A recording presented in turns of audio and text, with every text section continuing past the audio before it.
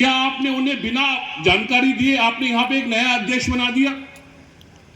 क्या आपकी ये गरिमापूर्ण बातें अध्यक्ष की लायक आपको दिखती है? आपने चेंबर ऑफ कॉमर्स के दो फाड़ कर दिए, आपने व्यापारी संगठन को कमजोर कर दिया। ये एक खाली रायगढ़ जिला नहीं है, ऐसे अनेकों जिलों प्रदेश के अंदर हो गए। मेरे साथी बैठे सरायपाली के मुकेश अग्रवाल जी पिछले 22 वर्षों से लगातार चेंबर ऑफ कॉमर्स की सेवा करते हैं। आज चेंबर ऑफ कॉमर्स की सीढ़ी चढ़ना बंद कर दिए। मैंने उनसे पूछा, भाई आप चेंबर ऑफ कॉमर्स क्यों नहीं जाते?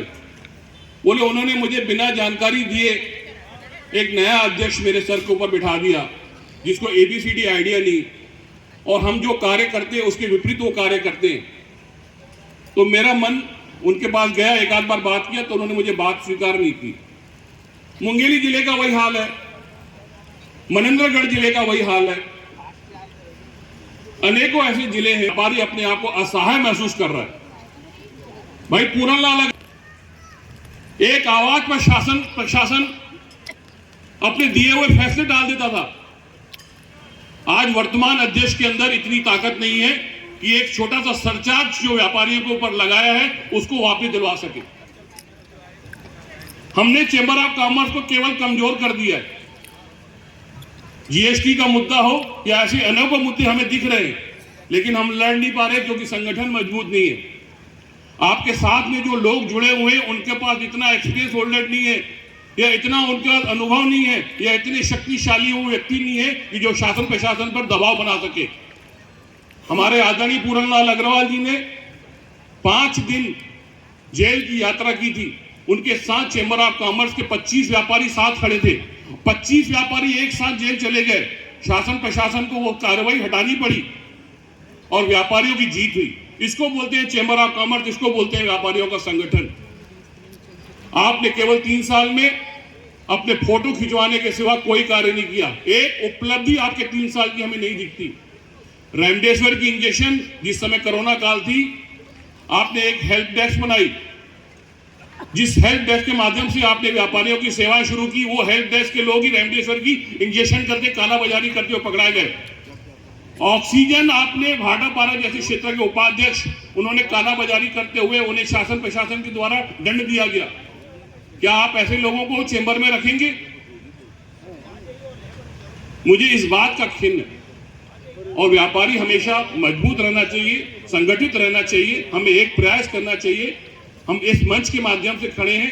प्रदेश का नहीं, पूरे देश का अगर सबसे बड़ा व्यापारी संगठन गिना जाता है तो छत्तीसगढ़ चेंबर ऑफ कॉमर्स गिना जाता है। वो 35 सालों की सेवा हमें पूरन लाल अग्रवाल जी, नंदू अग्रवाल जी और श्रीचंद सुंदरानी जी की दिखती है।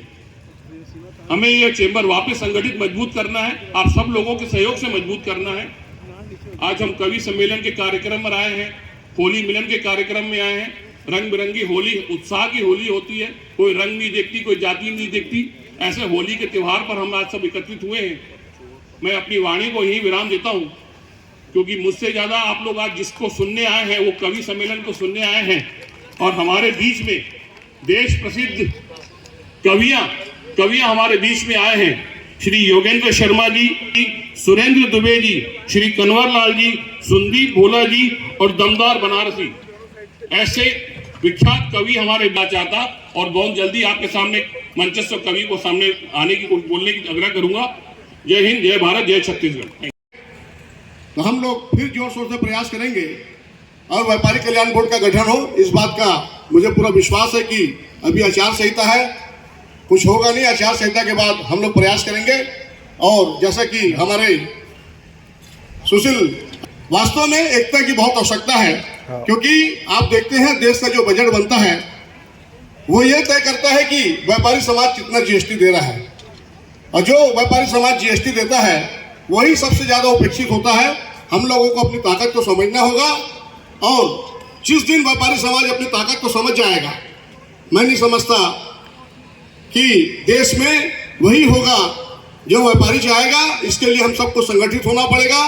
अभी बहुत सारी बातें हमारे राजेश भाई ने कही है, और आप सब जानते हैं कि चेंबर का काम, व्यापारी की जो समस्या है उसको सरकार के सामने रखना, मतलब सेतु का काम, ब्रिज का काम, पुल का काम जो है छत्तीसगढ़ चेंबर ऑफ कॉमर्स करता है। लेकिन ये दुर्भाग्य की बात है यही Chhattisgarh chamber of commerce Congress की सरकार के गोद में बैठा था और व्यापारी समाज की बात को नहीं रखा। योगेश अग्रवाल जी यहाँ पर बैठे हैं, आप सब जानते हैं छत्तीसगढ़ शासन में मंत्री बृजमोहन अग्रवाल जी के सगे भाई हैं और पूरा परिवार भारतीय जनता पार्टी से जुड़ा है। आपको एक छोटी सी घटना बताऊंगा, आधा मिनट का समय लूंगा। धमतरी में राइस मिल की समस्या को लेकर जब भारतीय जनता पार्टी की इस प्रदेश में सरकार थी, योगेश भाई ने आंदोलन खड़ा कर दिया। लोग कहने लगे कि क्या हो रहा है, इनका बड़ा भाई छत्तीसगढ़ शासन में मंत्री है, छोटा भाई सरकार के खिलाफ आंदोलन कर रहा है। योगेश भाई ने कहा मुझे कोई मतलब नहीं है कि प्रदेश में सरकार किसकी है, अगर व्यापारी हित को अनदेखा किया जाएगा तो ये आंदोलन खड़ा होगा और मैं इस आंदोलन को उस समय तक चलने दूंगा जब तक व्यापारी की समस्या दूर नहीं होगी। और सरकार को झुकना पड़ा था। हमको ऐसा व्यक्ति चाहिए जो इस बात की चिंता नहीं करे कि वो किस पार्टी से जुड़ा है, उसका परिवार किस पार्टी से जुड़ा है। उसके लिए सबसे बड़ी कोई पार्टी है तो व्यापारियों की एकता होनी चाहिए, व्यापारी की समस्या होना चाहिए। इस बात को हमको आने वाले चुनाव में ध्यान में रखना है। आप सभी ने हम सबको यहाँ पर बुलाया, सम्मान दिया, मैं आप सभी का हृदय से आभार व्यक्त करता हूँ।